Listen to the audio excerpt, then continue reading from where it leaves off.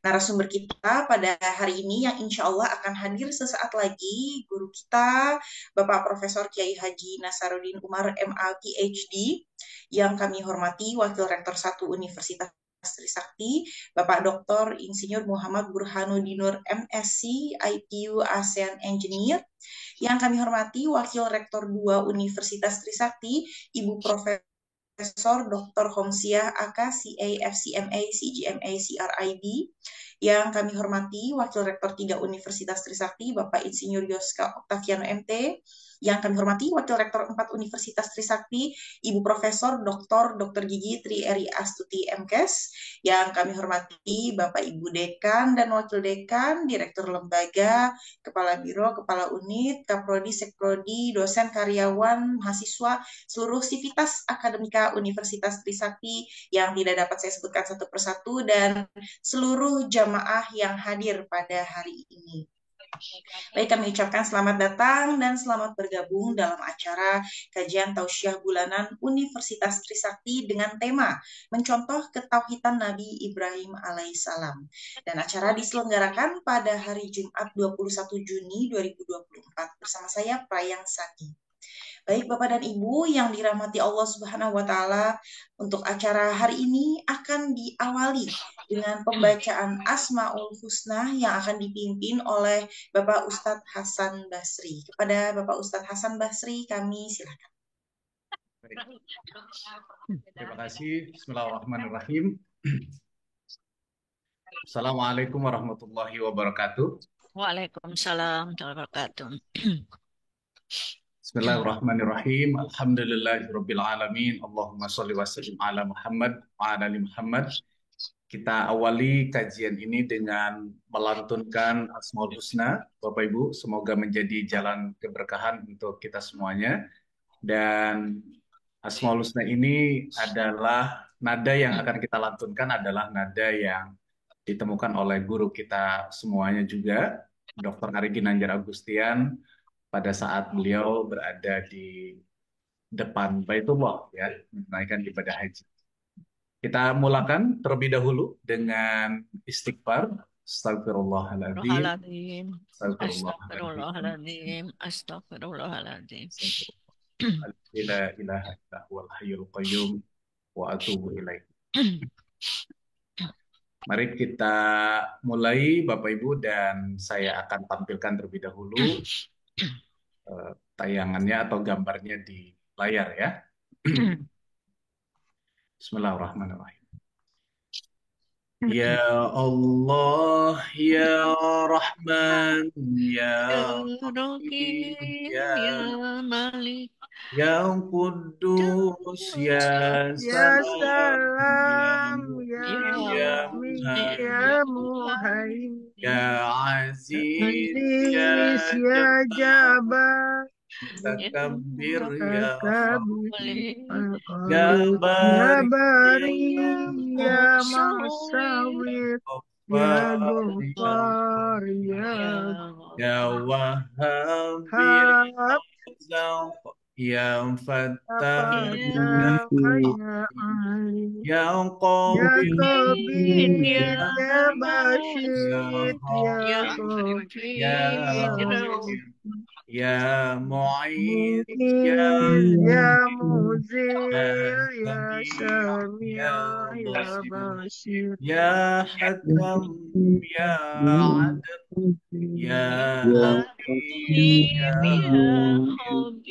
Ya Halim, Ya Hakim, Ya Ghafur, Ya Syakur, Ya Ali, Ya Kabir, Ya Hakim, Ya Muqin, Ya Hasib, Ya Jalil, Ya Karim, Ya Rahim, Ya Mujib, Ya Wasi', Ya Hakim, Ya Wadud, Ya Majid, Ya Ba'id, Ya Syahid, Ya Syahid ya Qawi, Ya Wakil, Ya Qawi, Ya Hamid, Ya ya Wali, Ya Hamid, Ya Musi, Ya Ya Mujib, Allah, Ya Mu'id,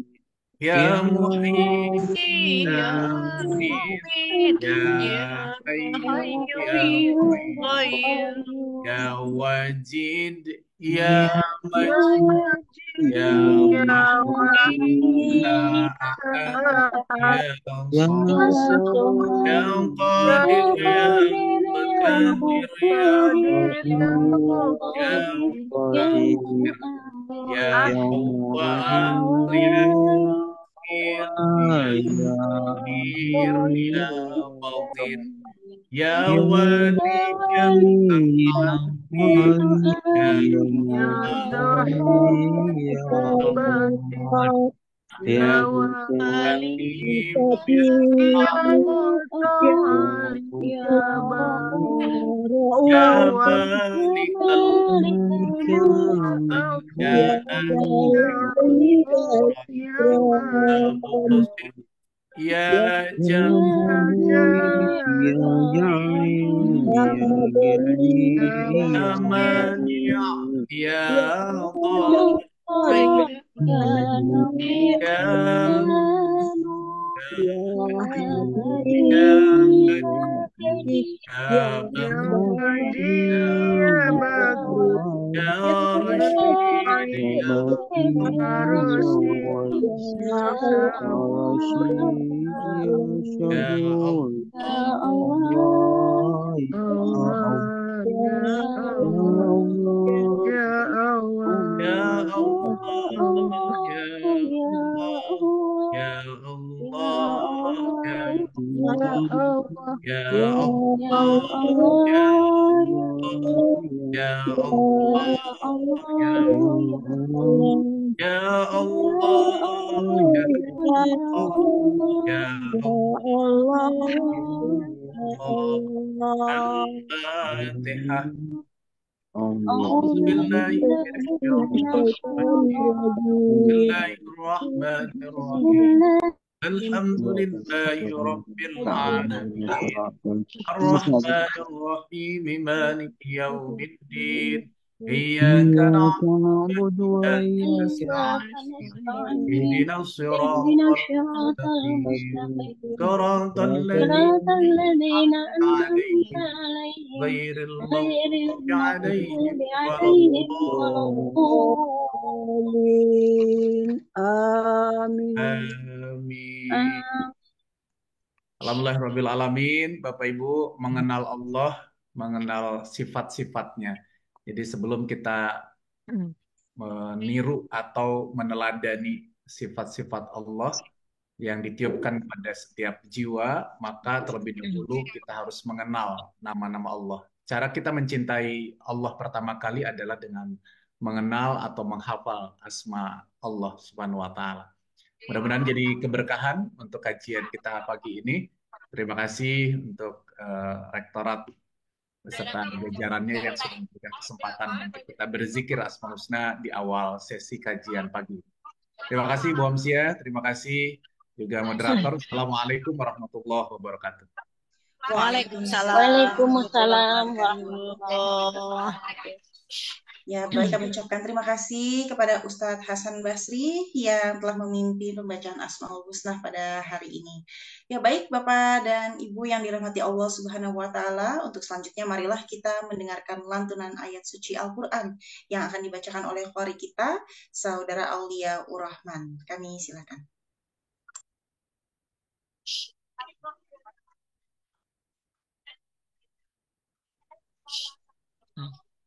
Assalamualaikum warahmatullahi wabarakatuh. Waalaikumsalam.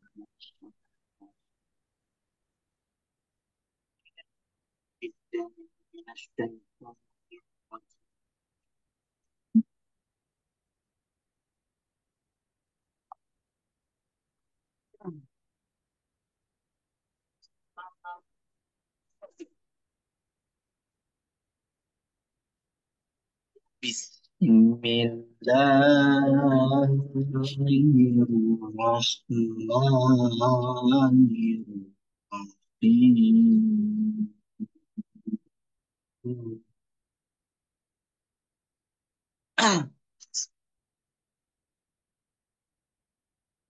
Buat tabakannya. Al-Hajju Kalau nanti gue turun aja gimana? Ashhurun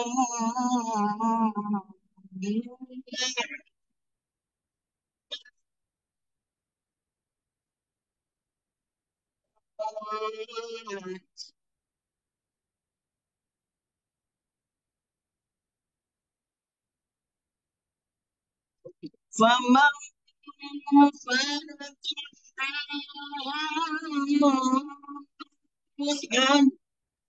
فلا رفث ولا فسوق ولا جدال في الحج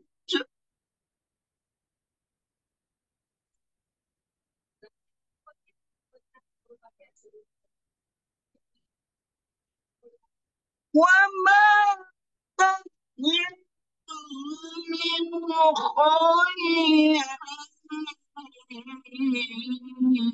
يعلمه الله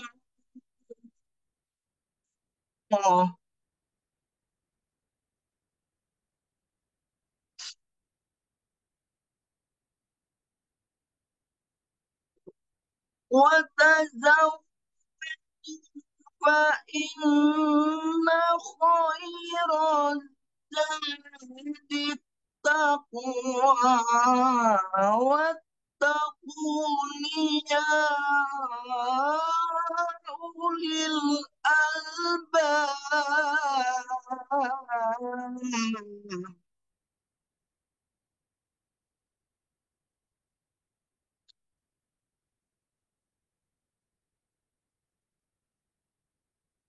ليس عليكم جناح أن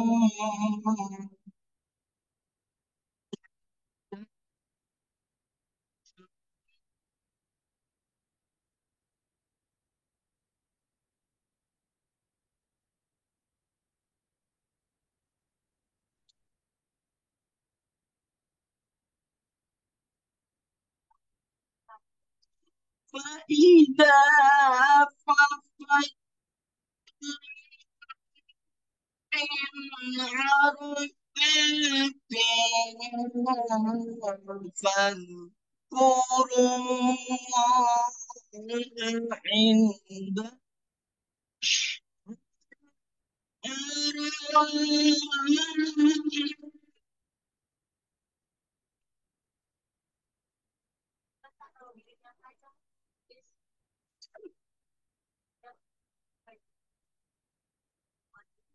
فاذكروا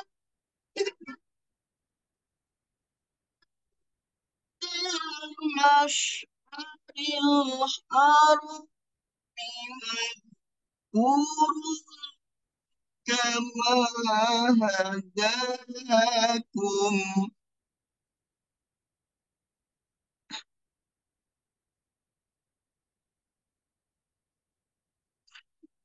وإن كنتم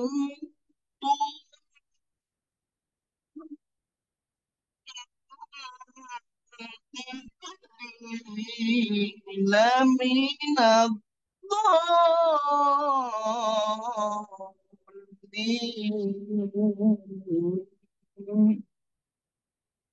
صدق الله العظيم.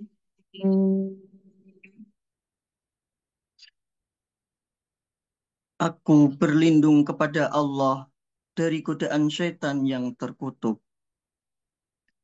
Dengan menyebut nama Allah yang Maha Pengasih lagi Maha Penyayang. Musim haji itu pada bulan-bulan yang telah dimaklumi.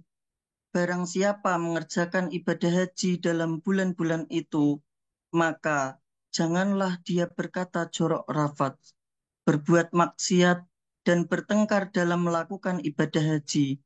Segala yang baik yang kamu kerjakan, Allah mengetahuinya. Bawalah bekal, karena sesungguhnya sebaik-baik bekal adalah takwa. Dan bertakwalah kepadaku, wahai orang-orang yang mempunyai akal sehat. Bukanlah suatu dosa bagimu mencari karunia dari Tuhanmu.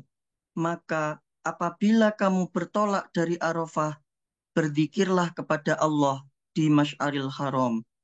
Dan berzikirlah kepadanya sebagaimana Dia telah memberi petunjuk kepadamu, sekalipun sebelumnya kamu benar-benar termasuk orang yang tidak tahu.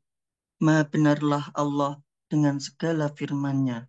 Wassalamualaikum warahmatullahi wabarakatuh. Waalaikumsalam warahmatullahi wabarakatuh. Ya, baik kami ucapkan terima kasih kepada Saudara Aulia Urrahman yang telah membacakan ayat suci Al-Quran pada hari ini. Semoga bagi kita yang mendengarkan dan juga bagi yang membacakan, insya Allah mendapatkan pahala berlipat-lipat ganda. Amin, amin, amin, ya rabbal alamin. Baik, Bapak dan Ibu yang dirahmati Allah Subhanahu wa Ta'ala, untuk selanjutnya marilah kita mendengarkan tausiah dengan tema meneladani ketauhidan Nabi Ibrahim alaihissalam, dan tentunya masih dalam suasana Idul Adha. Dan untuk saat ini alhamdulillah narasumber kita sudah hadir, Bapak Profesor Kiai Haji Nasaruddin Umar, dan sebelumnya mohon izin untuk menyapa terlebih dahulu. Assalamualaikum Prof Nasar, salam sehat selalu. Terima kasih banyak telah bergabung kembali, berkenan hadir kembali di Universitas Trisakti. Salam sehat selalu Prof Nasaruddin.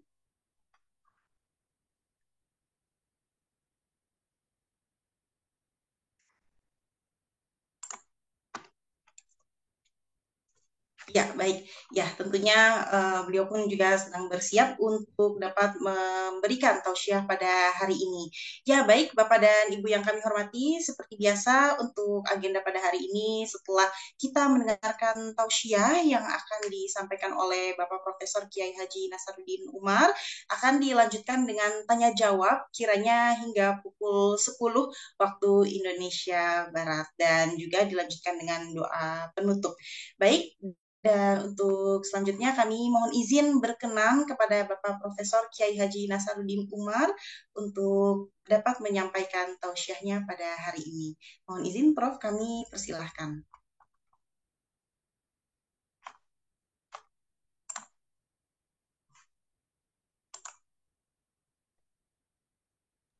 Ada kendala apa ya kira-kira ya?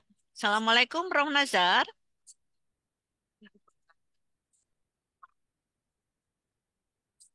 Ada. Waalaikumsalam, Bu. Ya. Alhamdulillah, Assalamualaikum rabbil Prof Nasar. alamin. Alhamdulillah. Ya. Alhamdulillah, Masya Allah.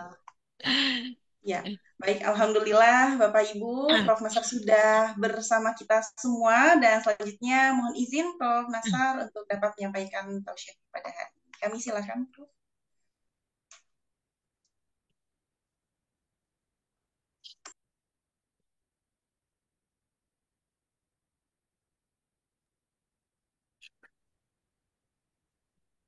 Sebentar. Ya, siap. Baik, Bismillahirrahmanirrahim. Assalamualaikum warahmatullahi wabarakatuh. Waalaikumsalam warahmatullahi wabarakatuh. Alhamdulillah, Prof. Alhamdulillah, thumma alhamdulillah, wa syukurillah, wa salatu wassalamu ala rasulillah, Sayyidina wa Habibina Muhammadin sallallahu alaihi wasallam. Ma ba'd. Hari ini kita akan mengkaji ya, teologi Nabi Ibrahim, mencontoh ketauhidan Nabi Ibrahim. Kita tahu bahwa Nabi Ibrahim itu anak cucunya melahirkan 3 agama. Jadi Nabi Ibrahim itu memiliki 2 istri. Istri pertamanya bernama Siti Sarah, seorang orang Yerusalem, kulit putih, bersih dan cantik, bangsawan. Sedangkan istri keduanya, Siti Hajar, pembantunya, berasal dari Afrika. Dia mengatakan Mesir. Mesir itu agak kulitnya gelap. Walaupun juga ada Mesir putih ya, tapi geografisnya itu, geogenetiknya Mesir itu agak gelap. Coklat lah. Eh, Sejak pengantin baru Nabi Ibrahim itu berimajinasi untuk melahirkan seorang laki-laki yang akan melanjutkan misi kenabiannya di kemudian hari. Berdoa terus. Rabbi habli minas salihin, ya Allah, anugerahkanlah kami anak-anak yang saleh. Sampai setiap hari berdoa, sampai beliau uzur. Kebun mami. Kalau sekali kita cantik sama mainan yang Ya. Ya. Mohon sebentar, admin mohon di mute semua aja, admin. Ya, Mbak Prayang tolong admin minta di mute semua aja ya. Mangga, mangga, mangga, Bro, punten. Iya. Nah, jadi Nabi Ibrahim pada waktu itu kondisinya seperti itu, ya, Bapak Ibu sekalian. Ya. Jadi pingin sekali punya anak dari istrinya satu-satunya Siti Sarah. Ya.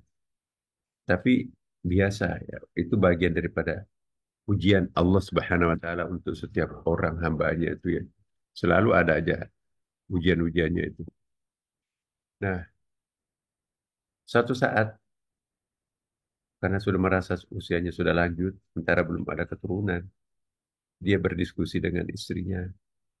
Bagaimana kalau ini kan kita membawa agama misi besar ini, nanti kalau kita nggak punya keturunan, siapa yang akan melanjutkan agama monoteisme, agama yang berketuhanan yang Maha Esa ini?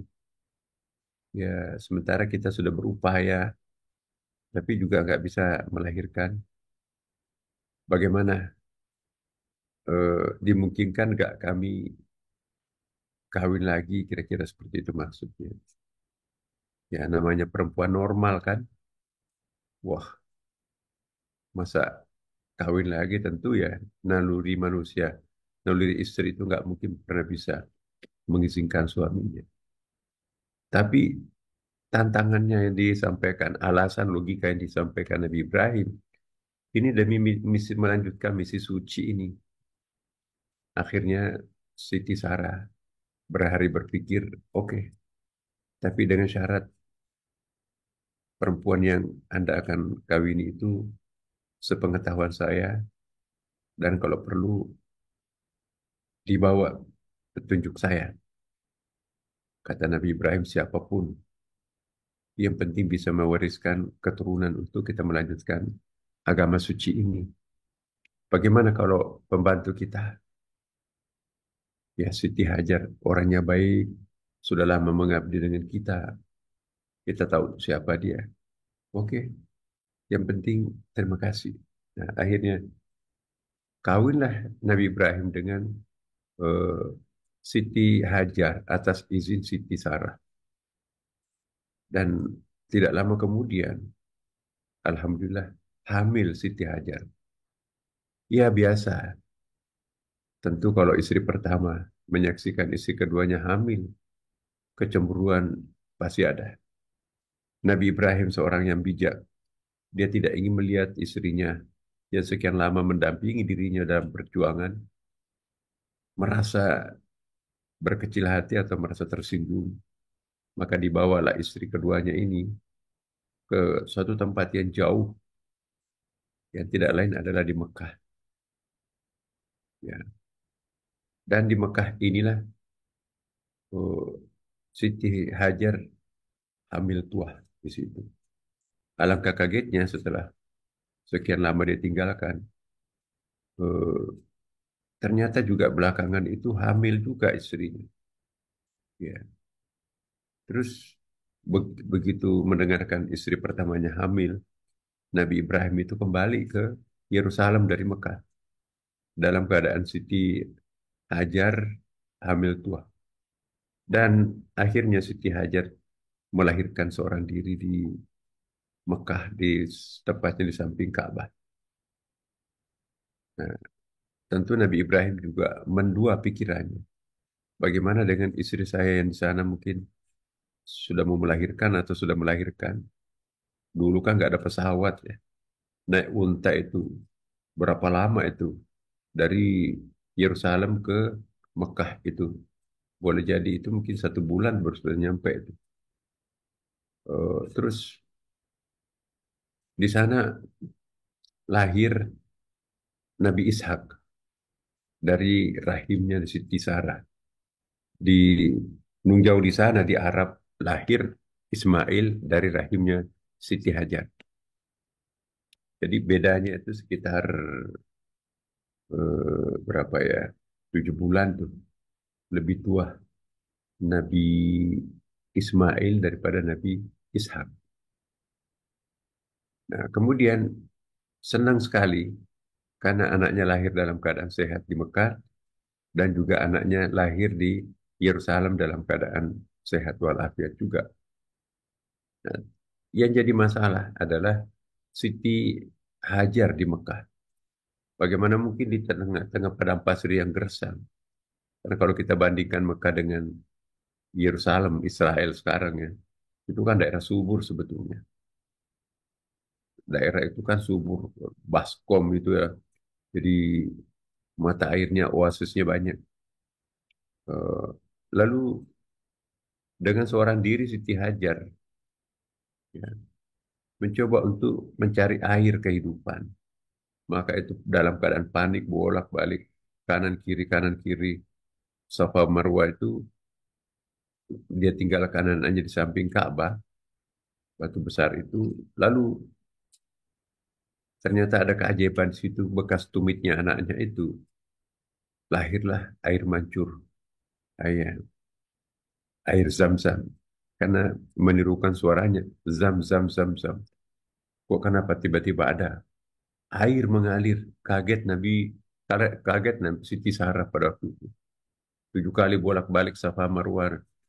Tiba-tiba melihat ada air, ada juga burung-burung. Berarti di situ ada kehidupan, ada air. Alangkah kagetnya ternyata di bawah tumitnya anaknya yang baru lahir itu eh, muncullah 2 sumur air zam-zam sekarang. Nah, Siti Hajar yang melahirkan Nabi Ismail inilah membesarkan anaknya di tanah Arab. Nabi Ishak, anaknya Siti Sarah dibesarkan di Palestina atau Yerusalem. Nabi Ismail kemudian, seperti yang kita sering dengarkan dalam khutbah-khutbah, ya diminta untuk disembelih. Sebetulnya dua-dua pendapat Bapak Ibu. Ada yang mengatakan bahwa yang disembelih itu Nabi Ishak. Ada juga mengatakan Nabi Ismail. Dalam Al-Quran itu tidak disebutkan siapa yang disembelih. Apakah Ishak anak istri pertamanya lahir dari rahim Siti Sarah atau Nabi Ismail lahir dari istri keduanya dari Siti Hajar. Dalam hadis Nabi juga ada 2. Ada hadis yang diriwayatkan oleh Umar mengatakan bahwa ya Ismail lah yang eh, sembelih. Tapi anaknya Umar, Ibnu Umar, dan beberapa ulama hadis mengatakan yang disembelih adalah Nabi Ishak. Kalau kita lihat dalam perjanjian lama, kitab Kejadian, yang disembelih itu jelas adalah Nabi Ishak. Anak istri pertama yang cantik, yang istri formalnya, istri permaisurinya lah kalau raja itu. Tapi ada juga pegangannya bahwa yang disembelih itu adalah Nabi Ismail. Allahu a'lam siapa yang disembelih. Tapi Bapak Ibu sekalian, 2 sosok figur inilah nanti yang melahirkan eh, sejarah yang sangat penting. Dari Nabi Ishak, lahirlah turunannya nanti itu Nabi Musa yang mendapatkan wahyu dari Jibril, namanya kitab Taurat, sekaligus juga membawa agama eh, Yahudi itu. Turunannya Nabi Musa, lahir lagi Nabi Isa. Ya, Nabi Isa ini membawa mendapatkan wahyu dari Allah melalui Jibril yang disebut dengan kitab Injil yang berbahasa Hebrew, ya, kemudian sekaligus juga membawa agama Nasrani. Ya. Tapi lama baru ada keturunan Nabi Ismail, yaitu Nabi Muhammad. Kalau kita urut dari genetiknya, neneknya Nabi Muhammad itu adalah Nabi Ismail. Nah, Nabi Ismail inilah nanti yang melahirkan turunan Nabi Muhammad yang membawa Al-Quran, kemudian agama Islam. Jadi kalau kita lihat silsilahnya, Yahudi, Nasrani, dan Islam, satu nenek moyang. Nenek moyangnya itu adalah Nabi Ibrahim. Agamanya Nabi Ibrahim apa? Millata Ibrahim, agama monoteisme, agama yang menyembah Tuhan Yang Maha Esa. Dalam Al-Quran itu kan, Nabi Ibrahim kisah mencari Tuhan itu ya sampai ke gua-gua. Di gua ada lubang vertikalnya di atas, malam-malam dia menemukan bintang. Oh, ini Tuhan. Di dalam kegelapan muncul cahaya dari bintang itu. Bintang yang paling besar itu Tuhan. Ternyata muncul bulan ya di dalam lubang vertikalnya gua gunung itu. Oh, ini yang Tuhan ini. Gede banget ini bulan. Ternyata siang harinya melihat matahari. Wah, ini lebih dahsyat. Cahayanya lebih terang nih. Inilah yang Tuhan. Tapi begitu sampai sore, tenggelam juga. Pasti bukan Tuhan. Tuhanku tidak pernah tenggelam. Tapi dia selalu hadir. Lama-kelamaan, pasti Tuhan. Sang pencipta bintang, sang pencipta bulan, sang pencipta matahari. Itulah Tuhan yang sesungguhnya. Jadi kisah pencarian Tuhan Nabi Ibrahim itu di dalam gua. Jadi gunung dan gua itu sangat penting dalam sejarah agama-agama, Bapak Ibu. Karena hampir semua agama itu turun di gunung. Gua Hira turun, Al-Quran turun di Gua Hira. Ya. Nabi Ibrahim menerima wangsit itu di dalam gunung juga. Kemudian juga Nabi Musa, Nabi Isa, yaitu gunung. Semuanya Nabi itu akrab dengan gunung. Ada Bukit Turi Sinin, Watin wa Zaitun wa Turi Sinin, wa hadzal baladil amin. Ya. Islam juga turun di Gua Hira pertama kali itu kan. Jadi gunung itu adalah simbol taraki, segitiga kan gunung itu. Sebetulnya itu juga lambang teologi itu. Gunung itu kan begini, kayak piramid. Nah, itu melambangkan hamba akan mencari Tuhan melejit ke atas nanti. Tapi nanti di atas itu ada Tuhan. Piramida terbalik. Jadi piramida terbalik itu artinya Tuhan yang mencari hambanya. Jadi taraki naik ke atas, Mi'raj naik ke atas, taraki ya. Dan Tuhan itu tanazul. Iyyaka na'budu, ta'abud naik ke atas, lalu Tuhan turun memberi pertolongan, itu isti'anah. Jadi iyyaka na'budu dulu, baru ada wa iyyaka nasta'in. Iyyaka na'budu mendaki, wa iyyaka nasta'in menurun. Iyyaka na'budu itu hamba, wa iyyaka nasta'in itu Tuhan. Jadi segitiga gunung itu naik ke atas, segitiga terbalik dari langit itu turun ke bawah. Nah, segitiga yang itu nanti berjumpa di nanti berjumpa di bawah, di tengah-tengah. Nah, kalau segitiga simetris menyatu itu lahirlah bintang 6, ya kan? Jadi bintang 6 itu kalau segitiga itu menancap satu sama lain, maka gambarannya ya seperti ini, Bapak Ibu sekalian, kalau saya bisa menggambarnya. Ya. Jadi segitiga, ini lambang Israel nih. Jadi lambang Israel itu segitiga bawah gunung naik ke atas, langit itu segitiga kerucutnya ke bawah. Jadi langit turun, bumi naik, maka itu terjadilah bintang 6. Simetris itu ya. Jadi al-abid wal ma'bud wahid, yang menyembah dan yang disembah itu menyatu. Nah itulah simbol benderanya Israel itu bintang 6. Segitiga bawah dan segitiga atas itu menyatu menjadi satu, melahirkan bintang 6. Bapak Ibu sekalian, tauhidnya Nabi Ibrahim ini hanya satu-satunya Tuhan. Dan maka itu pernah dilemparkan dalam lautan api oleh Raja Namrud karena tidak mau ikut menyembah seperti yang disembah oleh orang tuanya ya, dan masyarakatnya, keluarganya. Bahkan suatu saat kompleks peribadatan umatnya itu dihancurkan. Jadi berhala-berhala itu, kecil besar itu dihancurkan pakai kapak. Ya. Kemudian ada berhala yang paling besar, patung besar itu, kapak yang dipakai untuk menghancurkan itu digantung di lehernya. Berhala yang paling besar itu. Keesokan harinya orang mau upacara keagamaan, kaget, Tuhan-Tuhan kita kemana kok pada dibabat ini? Siapa orang kurang ngajar? Satu-satunya yang nggak ikut acara itu adalah anak muda yang namanya Nabi Ibrahim yang kontroversi itu pada waktu itu. Diadili Nabi Ibrahim oleh Raja Namrud. Ya. Hai anak muda, siapa yang menghancurkan Tuhan-Tuhan kami? Ya, Nabi Ibrahim di situ menantang.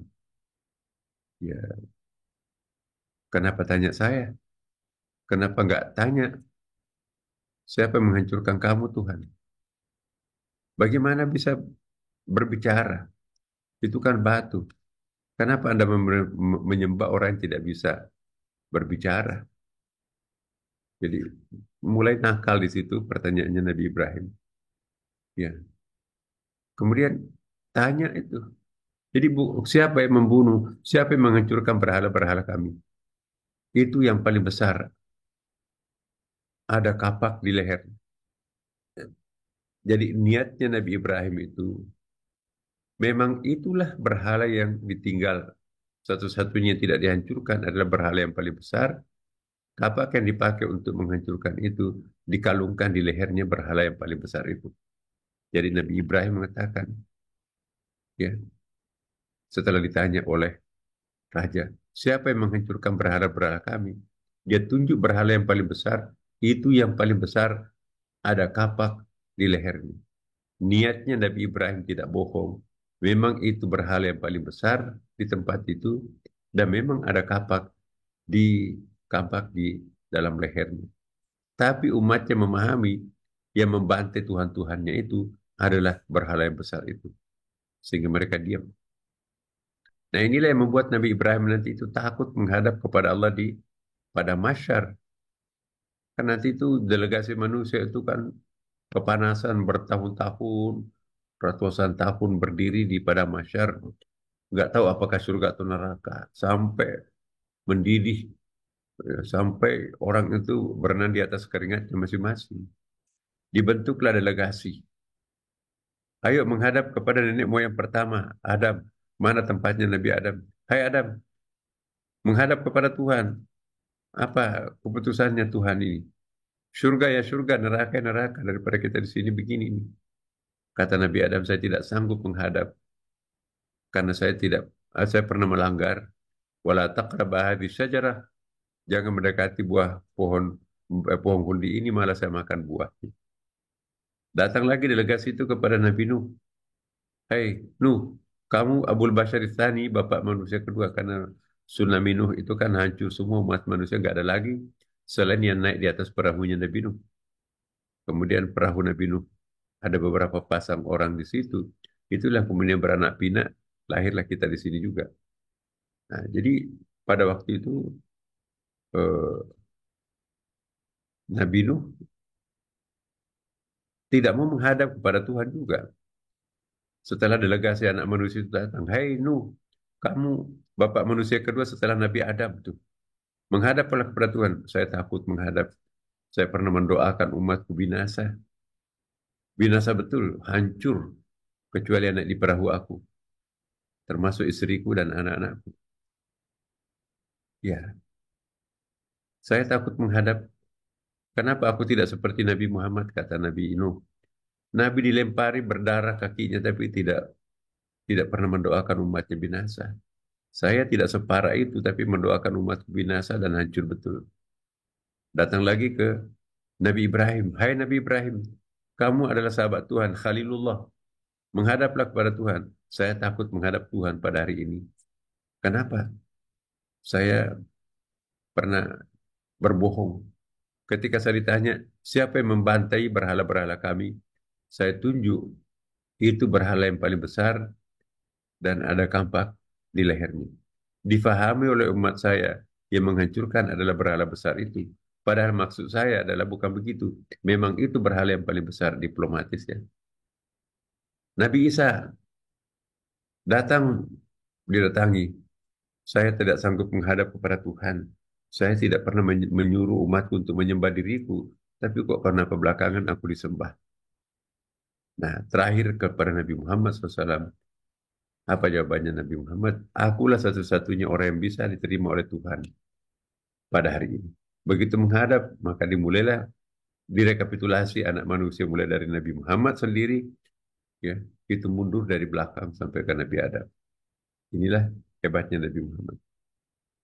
Nah, Bapak Ibu sekalian, nah kita lihat tadi Nabi Ibrahim itulah nanti pendiri agama tauhid, agama monoteisme. Jadi sangat tidak masuk akal sebetulnya kalau yang bunuh-bunuhan itu antara Kristen dengan Yahudi, seperti yang terjadi dalam era Holocaustnya di Jerman itu kan. Jerman pernah membantai 20 ribuan orang Yahudi itu ya pada masa itu dengan cara yang sangat keji. Yang membantainya adalah eh, kebanyakan teman-teman dari Kristen.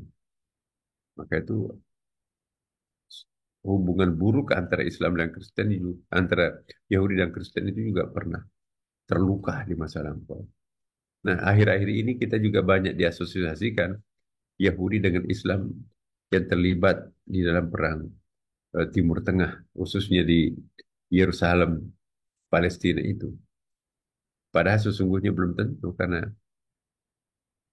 Israel itu sekitar 20% penduduknya Muslim, anggota DPR-nya juga di Israel itu ada orang Islam loh. Dan di luar sana juga di Palestina itu juga ada orang Yahudinya. Ya, orang-orang PL itu ada non-Muslim, bahkan dulu Yasser Arafat itu kan istrinya adalah non-Muslim, orang Kristen kan. Nah, jadi kota suci ini sebetulnya kota suci tiga agama, karena di situ lahir Nabi Musa, di situ lahir Nabi Isa, dan di situ Nabi bertolak untuk Mi'raj, seperti surah Al-Isra sebutkan. Jadi Bapak Ibu sekalian, memang agak unik Nabi Ibrahim ini. Sama-sama apa ya, dia melahirkan tiga agama besar, Yahudi, Nasrani, dan Kristen. Tapi dalam sejarah ketiga kelompok agama ini hubungannya panas dingin. Kadang akrab, kadang juga eh, seperti pada masa Nabi, panas dingin juga. Satu saat Nabi memerangi kelompok Yahudi minoritas. Satu saat juga Yahudi bersekongkol dengan Nasrani dan penduduk tribal yang lain menghancurkan Islam, tapi tidak bisa. Nah, itulah eh, keunikan Nabi Ibrahim. Dia melahirkan, anak cucunya melahirkan tiga agama yang berbeda. Dan agama itu besar tiga-tiganya. Yahudi, Nasrani, dan eh, Islam. Apa yang harus kita ambil pelajaran dari kompleksitas kisah Nabi Ibrahim ini? Pertama ya bahwa eh, sebetulnya ini ada kaitan juga antara istri pertama dan istri kedua. Ada yang membayangkan seandainya Nabi Ibrahim tidak poligami, boleh jadi tensi permusuhan antara eh, PLO, Hamas di satu sisi dan Israel itu pada sisi yang lain mungkin tidak seperti sekarang. Nah, karena mereka itu memperebutkan the Holy Land. Kelompok Yahudi mengatakan ini tanahnya nenek moyang saya. Ya, tapi orang-orang Palestina mengatakan tidak, de facto ini keputusan PBB, ini tanahnya orang Arab Palestina. Nah, jadi ini sebetulnya kisahnya. Kalau kita mau urut ke belakang, ya, yang punya wilayah itu adalah Siti Sarah sebetulnya. Itu yang dijadikan alasan oleh orang Israel. Ini kan tanah nenek moyang saya ini. Nenek moyangnya Arab itu di Mekah sana itu. Disuruh kembali orang-orang Palestina itu ke Arab tuh, kembali ke Arab. Di sini negara kami, di sini wilayah kami. Istri pertama di sini, istri kedua di sana lahirnya kamu, Ismail, anak turunannya di situ itu. Tapi de facto Umar pernah membebaskan Yerusalem dari Romawi Bizantium. Sekian abad Romawi Bizantium menjajah Yerusalem. Yang membebaskan adalah Umar. Diusir itu Romawi Bizantium, lalu dibentuklah pemerintahan baru yang dipimpin oleh umat Islam pada waktu itu. Lahirlah Piagam Ailia. Piagam Ailia itulah yang ditandatangani oleh Umar bahwa orang Yahudi berhak untuk menyembah agamanya dan tidak boleh diganggu rumah-rumah ibadahnya. Sama Nasrani, silahkan orang yang beragama Nasrani atau Kristen beragama sesuai dengan ajaran agamanya masing-masing. Kami tidak akan mengusik kepercayaan dan rumah ibadahnya. Dia instruksikan kepada umat Islam jangan menghancurkan rumah ibadah yang lain. Kalian harus saling menghormati satu sama lain. Ya, tapi lokasinya, tanahnya diambil alih. Semua tanah jajahan yang pernah dimiliki oleh Romawi Bizantium diambil alih oleh Umar. Ya, jadi Umar bin Khattab itu mengkapling-kapling tanah itu ya lebih luas kepada pemerintahannya. Tanah itu kan tanah subur. Jadi mayoritas Yerusalem itu dikuasai oleh umat Islam memang pada waktu itu. Dan itu de facto diakui juga oleh PBB. Karena memang yang punya, katakanlah yang punya sertifikat itu adalah yang berdaulat orang-orang Arab Muslim. Israel itu cuma 5% lokasinya di Yerusalem itu. Tapi belakangan dibalik, yang Yahudi itu 95%, bangun perumahan di kampung negerinya orang, dan hanya 5% ditaruh untuk Palestina. Hamas nggak boleh hidup di negerinya sekarang ini kan. Maka itu diberondong terus dengan senjata. Jadi ini ada kaitannya dengan istri pertama dan istri kedua. Jadi ini juga hati-hatilah para laki-laki. Kalau memang tidak ada kalau tidak darurat nggak usah poligami. Karena dampaknya sejarah panjang seperti yang terjadi di dalam dunia Arab. Israel itu perang antara istri pertama dan keluarga istri kedua. Yang kedua hikmahnya lain lagi adalah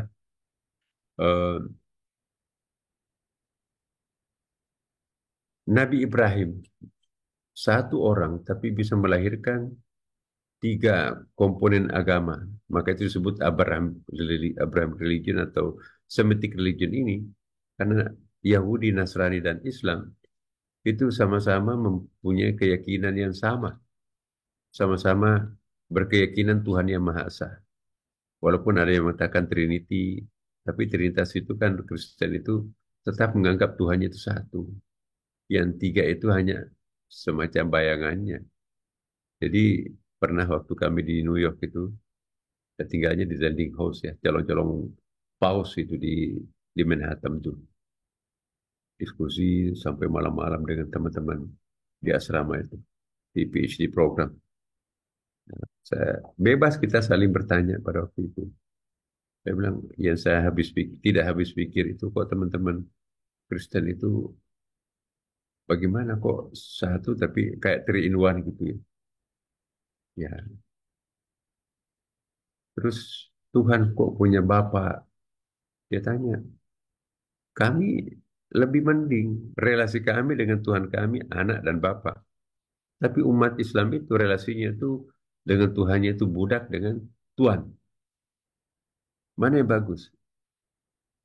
Kita kan anak dan Bapak, berarti kan emosionalitasnya itu tinggi ya. Pasti Bapak itu memaafkan anaknya nakal, kembali lagi kalau jalan-jalan benar. Tapi kalau tuan dan budak itu bahaya tuh. Begitu salah itu nanti dihukum tuh. Jadi waktu itu saya juga mikir-mikir, iya ya. Tapi spontanitas saya jawab, seandainya ada istilah lebih hina daripada budak, itu pun kami akan pinjam. Dan seandainya ada istilah lebih mulia daripada the God, Tuhan, untuk Allah itu, kami juga pakai istilah itu. Begitu lemahnya kami dan begitu hebatnya Allah. Daripada saya menganggap Tuhan Bapa dan aku adalah anak, tapi tidak sinkronisingnya, tidak nyambungnya. Tuhan sedemikian ideal, tapi saya sedemikian buruknya. Nganggu-nganggu juga mereka. Saya balik bertanya, konsep Yesus Kristus disalib itu. Pertanyaan anak saya, berarti teman-teman kita agama Kristen itu menyembah Tuhan mati. Udah disalib, saya nggak bisa jawab. Tolong berikan jawaban bagaimana menjawab pertanyaan anak saya. Ya, dia jawab itu wilayah keyakinan. Cuma poin yang kami ambil dari diskusi itu, Anda salah paham. Menganggap Tuhan itu sebagai Bapa, bukan Bapa biologis, tapi simbol kedekatan diri antara hamba dengan Tuhan. Anak-anak Indonesia di New York, Indonesia kan nggak punya rahim, tapi identitas orang Indonesia itu kelihatan di New York dari warna kulitnya, tradisinya, ibadahnya, dan lain sebagainya. Itu anak Indonesia. Anak Indonesia itu bukan berarti Indonesia itu punya rahim. Jadi anak dan bapak itu simbolik. Begitu dekatnya sang anak dengan bapaknya, maka Yesus itu dianggap anak Tuhan. Ya, maka itu apapun perkataan perbuatan Yesus itu dianggap suci dan dianggap itu kitab suci memang. Padahal kalau dalam Islam, perkataan perbuatan takrirnya Nabi itu tidak dianggap kitab suci, hanya dijadikan semacam kitab dasar umat Islam sesudah Al-Quran. Ya, jadi nggak sampai menjadi seperti Quran. Nah, inilah diskusi-diskusi yang menonjol di antara kami pada waktu itu. Nah, dalam rangka menceritakan anak cucu Nabi Ibrahim ini, sampai hari ini, logikanya kan, Yahudi itu sudah berakhir konten pengayoman masyarakatnya dengan hadirnya Nasrani. Logika selanjutnya, kitab suci yang diturunkan di Yahudi itu, di Nasrani itu agama Nasrani, itu berarti menandakan sudah selesai tugasnya. Sekarang estafet kepemimpinan kitab suci eranya Islam, karena Islam itu datang lebih awal, lebih akhir ya kan. Nah, kenapa Anda tidak menyembah saja agama nenek moyangnya Nabi Musa?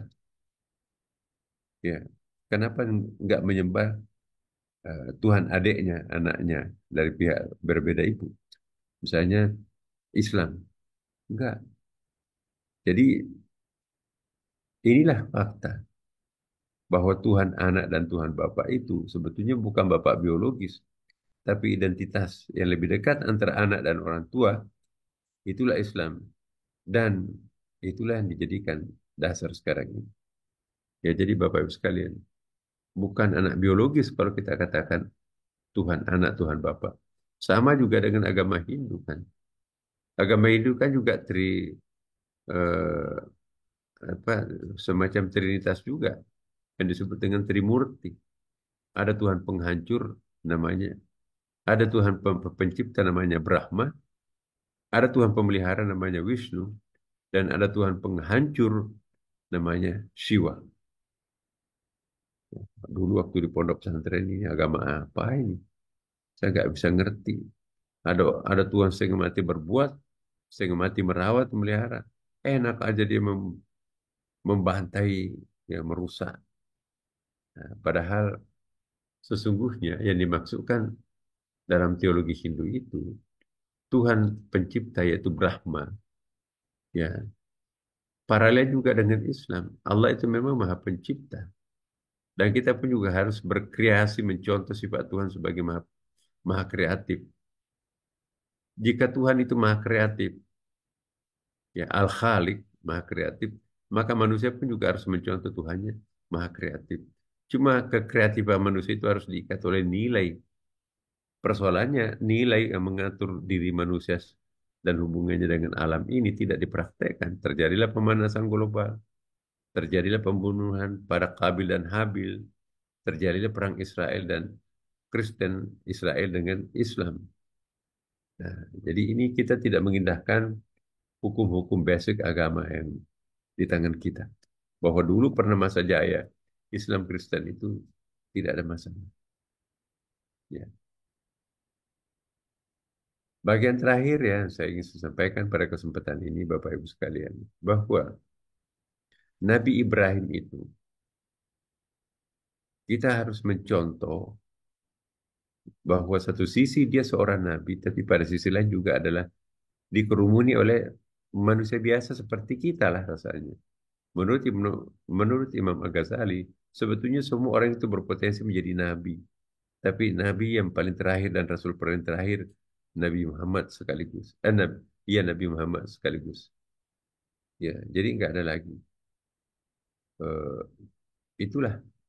Dengan demikian, Bapak Ibu sekalian, eh, agama Yahudi, Nasrani, dan Islam ini seharusnya lebih bisa menyatu daripada harus bertentangan, apalagi konflik satu sama lain. Satu nenek moyang, substansi ajaran agamanya itu monoteisme, dan ibadah-ibadahnya pun juga itu banyak kemiripannya tuh. Ya, saya tidak jelaskan di sini karena panjang pembahasannya Bapak Ibu. Jadi inilah sedikit untuk memahami setting apa yang menyebabkan sekarang ini menjadi kacau sepanjang masa. Itu karena ada Israel keras kepala di situ yang rampas hak privasinya orang Arab yang sudah dikapling oleh Umar dulu, kemudian dikapling baru lagi oleh pemerintahan Inggris tahun 1930-an. Dan Inggris juga tidak bertanggung jawab sebetulnya. Karena dialah membagi dua wilayah Israel itu, wilayah Palestina Islam dan non-Muslim Yahudi dalam kurung. Tapi Yahudinya dikembangkan, sementara Islamnya ditekan. Timbullah seperti sekarang ini. Nah, memang agak rumit untuk membicarakan pengalaman Nabi. Bukan saja Nabi Ibrahim, tapi Nabi-Nabi lain. Karena unsur manusia biasanya juga ada kan. Bapak yang paling jelek dalam Quran itu bapaknya Nabi Ibrahim. Hasar. Yang memproduksi gereja. Yang memprediksi patung yang disembah oleh orang. Tapi anak yang paling eh, saleh dalam Quran ialah anaknya Nabi Ibrahim. Rela digorok lehernya demi ilali kalimatillah. Tapi Nabi Ibrahim juga eh, bapak yang paling hebat karena anak-anaknya Nabi, Nabi Ishak, Nabi Ismail, cucu-cucunya juga Nabi itu. Jadi Nabi Ibrahim itu keluarga besar para Nabi. Jumlah kuburan Nabi sekitar Palestina itu ada 15-an. Jadi kalau mau ziarah beberapa Nabi sekaligus datanglah di kawasan itu. Ya. Tapi bukan berarti banyaknya Nabi otomatis menjadi negeri itu lebih baik. Indonesia nggak ada nabinya satupun. Yang ada ustadz, tapi lebih lumayan ya. Jarang perang. Kenapa? Karena kita beda alamnya.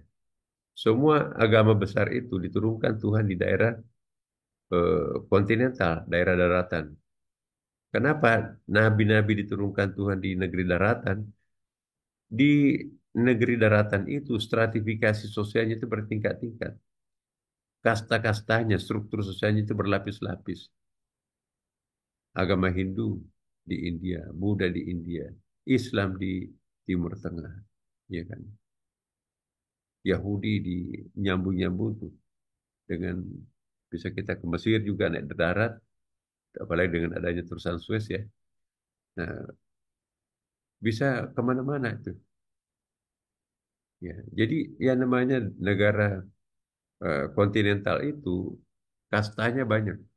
Ketika Nabi lahir ada 12 macam kasta pada waktu itu. Tapi di Indonesia kita nggak mengenal kasta apa. Kecuali saudara-saudara kita yang beragama Hindu terbatas kan. Ya. Siapapun bisa menjadi pemimpin asal dewan adatnya menyetujui. Kalau di kontinental Saudi misalnya atau di negara-negara lain nggak mungkin, harus diwarisi, bukan melalui pemilihan umum. Tapi di Indonesia prinsip musyawarah itu diterapkan betul. Nah, inilah Indonesia, tanpa ada nabinya, tapi negara paling santun di dunia. Selawatan Nabi yang paling ramai di kolom bumi ini adalah di Indonesia, Bapak. Jamaah haji yang paling besar jumlahnya, tapi juga yang paling tertib adalah Indonesia. Padahal nggak pernah ada nabi di sini. Walaupun nggak pernah ada nabi, tapi yang menjunjung tinggi sifat-sifat kenabian itu adalah Indonesia. Luar biasa Indonesia. Saya keliling di penjara-penjara Saudi dalam kapasitas saya sebagai ketua Dewan Pakar BNPT, Badan Penanggulangan Anti Teroris. Saya tidak menemukan seorang pun orang Indonesia di penjara. Saya tanya sipirnya, kok kenapa nggak ada orang Indonesia? Kami juga heran, kata orang Arab itu. Ya. Warga negara asing terbanyak di negeri kami orang Indonesia. Itu jutaan. Tapi kok kenapa ya tidak ada orang masuk penjara orang Indonesia? Yang banyak itu Mesir, Pakistan, Bangladesh, ya Afrika yang lain itu. Jadi ini ya mungkin karena sifat egaliter yang tadi itu.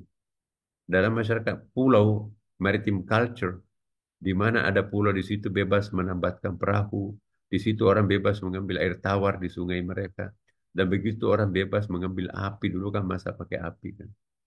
Nah di kontinental nggak bisa, sejauh raja mata memandang, tanahnya semua tuh, itu paternalis banget. Nah itulah mengapa Indonesia itu lebih compatible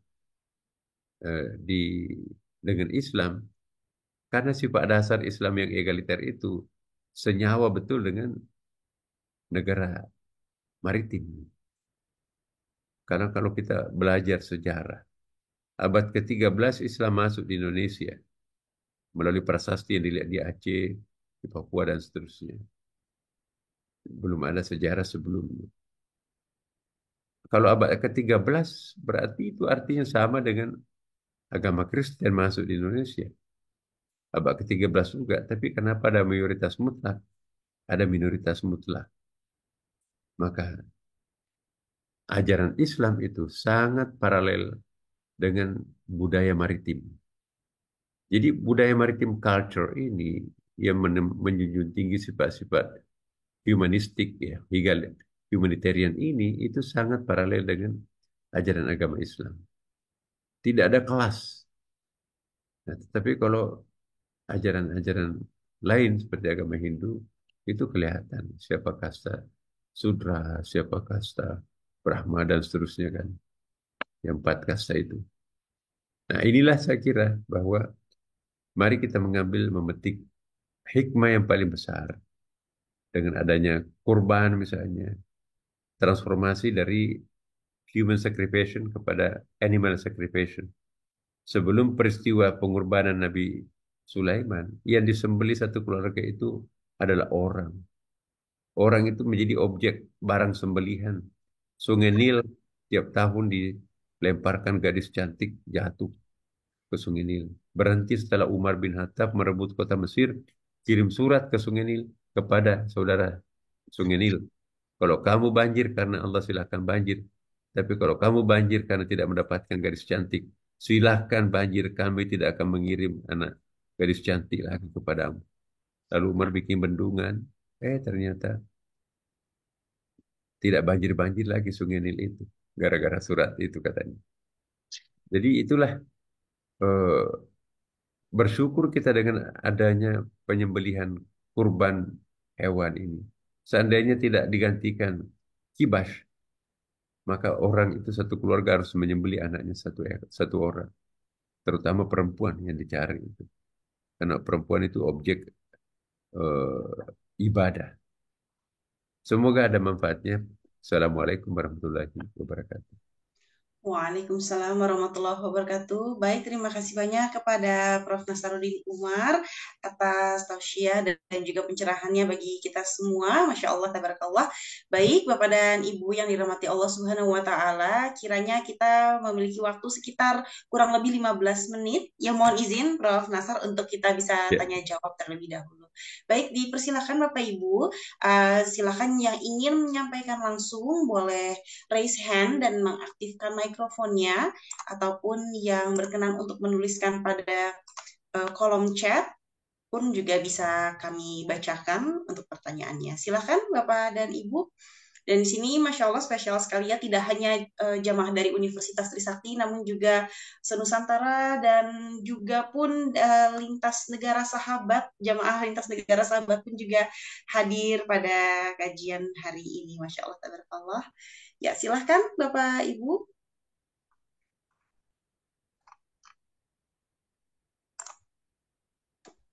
ya.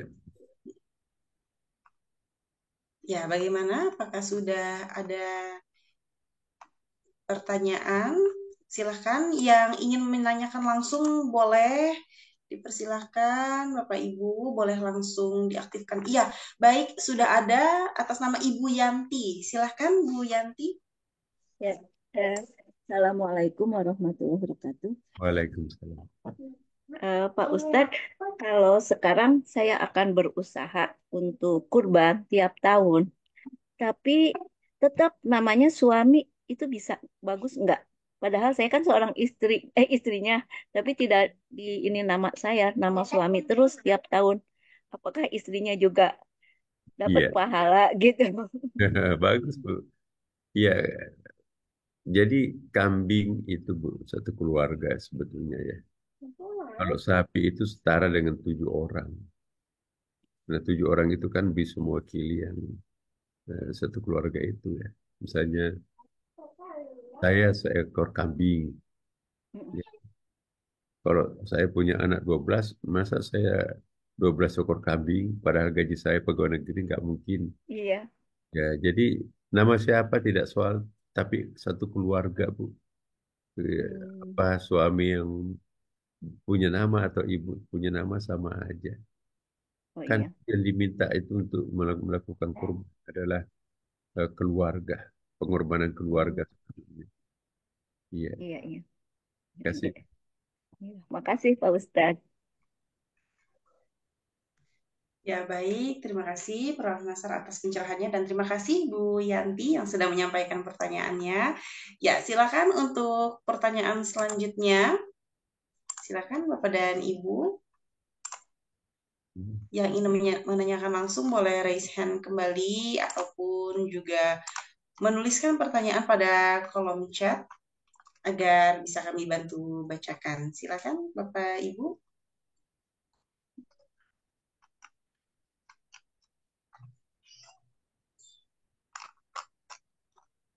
Ya, kami masih membuka sesi tanya jawab ini Bapak Ibu kiranya sampai 10.15 dan masih ada waktu, silakan.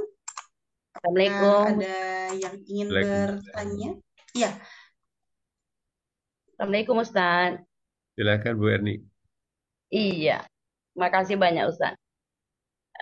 Selama kita yang masih dalam keadaan masih dalam bulan kurban, yang mana Ustaz saya tanyakan di sini, ada beberapa Ustaz dan beberapa ada dari YouTube yang saya dengar bahwasanya panitia-panitia kurban yang sedang melaksanakan kurbannya, yaitu ada beberapa di dalam masjid itu ada sekitar 40 orang, ada yang 39 orang, ada yang 30 orang. Nah, ini saya dapat keterangan bahwasanya ada sebagian ustadz mengatakan kalau panitia kurban itu tidak boleh mendapatkan jatah-jatah daripada apa yang sudah dibagikan kepada si kurban dan warga yang ada di tempat. Sebagaimana keterangan yang terbaik yang didapatkan oleh orang-orang panitia kurban itu, Ustaz. Nah, tahun ini boleh dikatakan tahun yang paling banyak orang berkurban. Sementara kita sebagai peserta dan juga sebagai suami juga bekerja, ada sisa beberapa kantong eh, pembagian daging kurban berlebihan. Dibagilah kepada panitia itu. Gimana hukumnya tuh, Ustaz? Iya. Makasih, Ustaz. Baik, Bu. Lain kurban, lain zakat, Ibu ya. Kalau zakat itu memang ditentukan siapa yang berhak untuk dikasih. Bahkan persentasenya pun juga jelas. Nah, kalau dari hewan kurban, Ibu, panitia itu juga berhak untuk mendapatkan daging itu. Yang penting jangan dimonopoli lah ya kan. Kan ada niatnya si pemberi kurban itu untuk fakir miskin, untuk asrama hafid, asrama mahasiswa yang memang tidak pulang kampung, yang mungkin juga nggak pernah makan daging, tapi tempe, tahu ya, telur, mahal kan daging sekarang. Nah jadi kesempatan mereka itu makan daging. Ibadah kurban ini kan ibadah protein.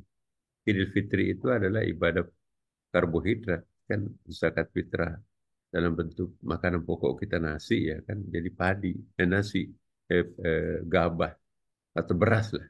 Nah, itu. Nah, jadi Bapak Ibu sekalian, kombinasi antara karbo dengan protein, lambang insan kamil. Manusia yang sehat itu kalau fisiknya sehat juga. Ya, spiritualitas itu baru bisa sehat kalau psikologi dan biologisnya itu sama-sama sehat. Maka itu penyehatan fisik dan psikis ini diperlukan sarana. Di antara sarananya itu mengkonsumsi secukupnya karbohidrat dengan protein yang dilambangkan dengan Idul Fitri itu ibadah karbo, sedangkan Idul Adha ini adalah ibadah protein. Kontribusi kita dalam bentuk protein bulan ini. Kemudian dalam bentuk yang selainnya itu yang di beras ya misalnya itu sagu. Nah itu di Idul Fitri itu. Jadi panitia boleh mendapatkan asal jangan monopoli gitu. Mentang-mentang panitia diambil pahanya.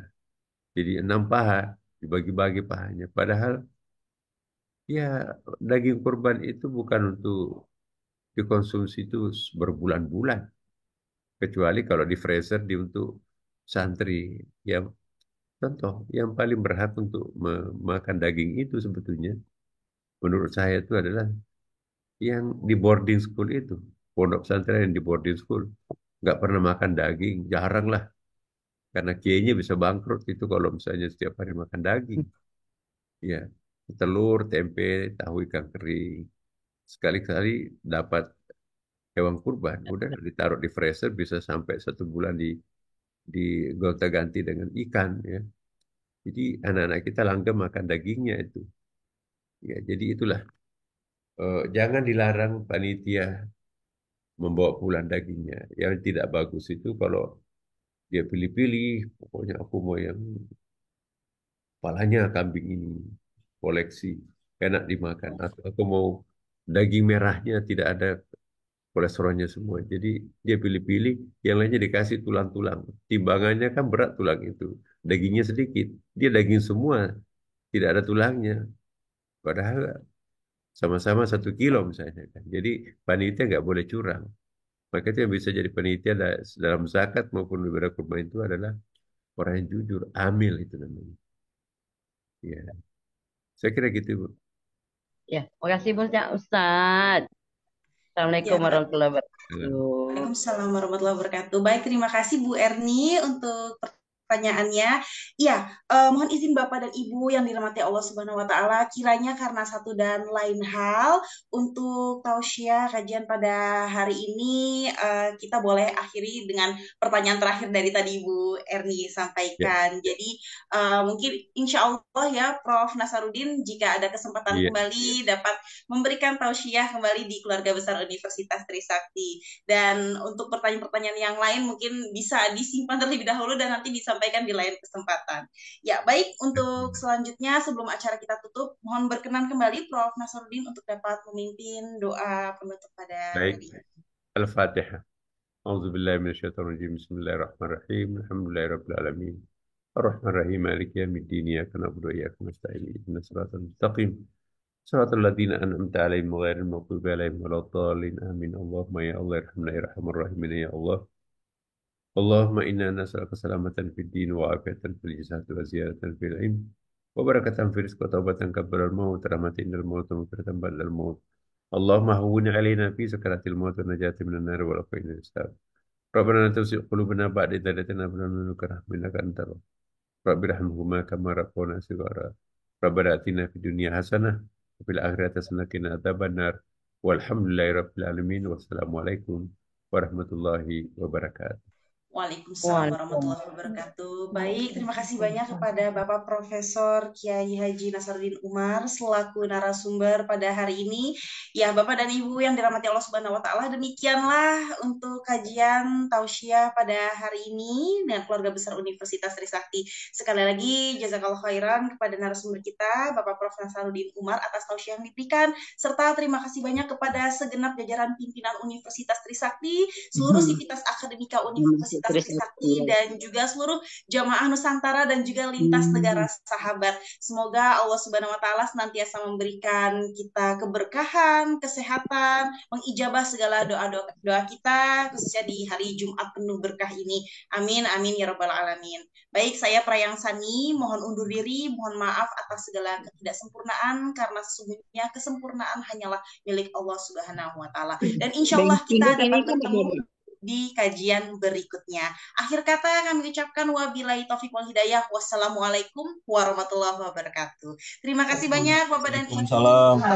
Waalaikumsalam warahmatullahi wabarakatuh. Terima kasih Mbak Prayang. Iya, Terima terima kasih. kasih banyak Pak Terima Ustaz. kasih Terima kasih semuanya. semuanya. Assalamualaikum. Terima kasih Ibu ya semuanya. Terima kasih. Baik Ustaz, barakallahu Yo. fiik. Terima kasih Pak Ustadz. Barakallahu fikum. Mohon pamit. Assalamualaikum warahmatullahi wabarakatuh. Barakallahu lakum semuanya. Alhamdulillah. MOU dengan instansi MOU kemana aja Bu?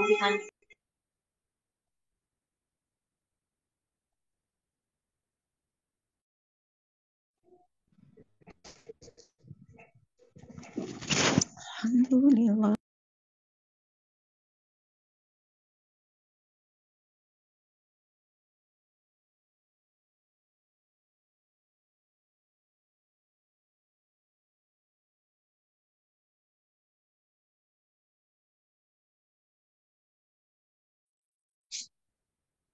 Izin Bapak Ibu. Assalamualaikum. Waalaikumsalam warahmatullahi Waalaikumsalam warahmatullahi